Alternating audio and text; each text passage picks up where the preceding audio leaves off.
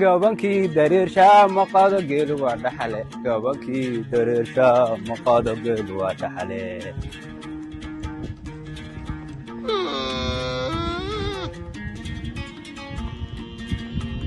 waxay ii ahayd maalin ka duwan maalmaha kale.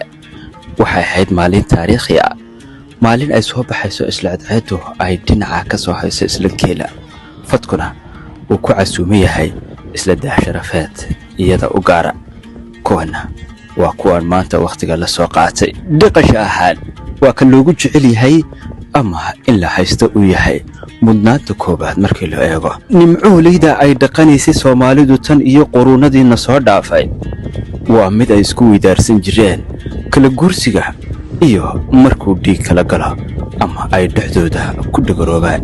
qiimo ahaan waa ka ugu qaalisan ee saylad la geeyo ama la kala iibsado. qurux ahaan waa ka lagu xaragooda ka ugu mudan. gabno lagu tilmaamayo ma laha gaagaxiyo fiige, gorof uu la hoos galay nin raga xoor ma gigi waayo, gocor dayrsho mooyee nin raga maalin kama gaabsho. mawla casa wajallah ku ammaan qur'aankiisa oo ku tilmaan aayad ka mida aayaadkiisa kowniga ee dhulkani yaala.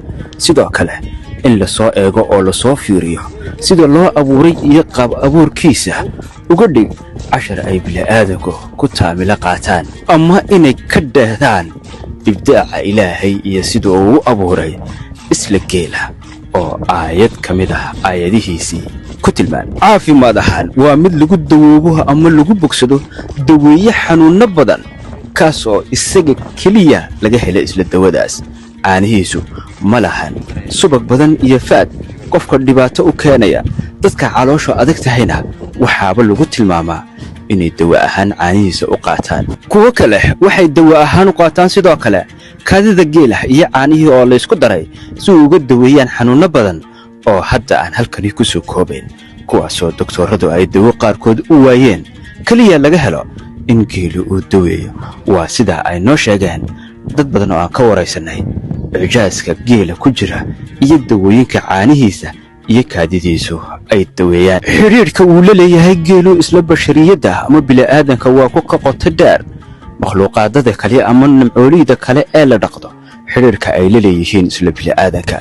geelu ma hilmaamo ninka soo dhaqa, soo wanaajiya, soo waraabiya, daranyada ka soo dhaba. kumanaan sana haddii ay ka soo wareegto waa xasuustaa oo ma hilmaamo. daymada geela iyo daymada raggana waxaa la sheegaa inayna ahayn meel madhan. geelu haddii uu meel dayo, ragguna hadduu meel dayo, halkaasi waxaa ka jira arrin muhiima ama halis ka soo food leh oo tahay in lagu soo jeesto ama laga warhayo. ku dhaaray mawla casa wajallah oo dhah miyaanad arag geela sida aan u abuuray ama sida geela loo abuuray. adkaysi ahaan waa ka ugu adkaysiga badan nimcooleyda la dhaqdo oo waa mid u adkaysan kara isla haraadka, rafaadka, socodka dheer iyo kulaylaha sidoo kale. mangeelahay bay dunida gajadubataye gabankii dareershaa maqaado geelu waa dhaxale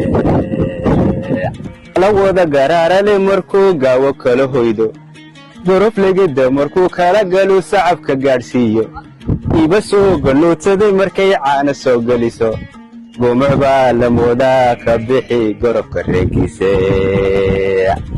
niman geelahayn bay dunida gajadubataye gabankii dareershaa maqaado geelu waa dhaxale gabankii dareershaa maqaado geelu waa dhaxale.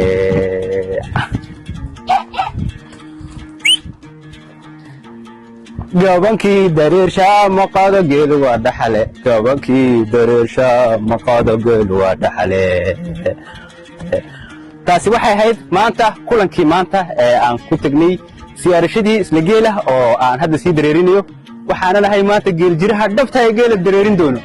haddii aan qol ka soo dhex hadli jiray, haddii aan ka soo sheekayn jiray isla qol keliya aan xayawaan iyo libaax iyo geeg aan kaaga soo sheekayn jiray, maanta waxaan dhex joogaa geelii.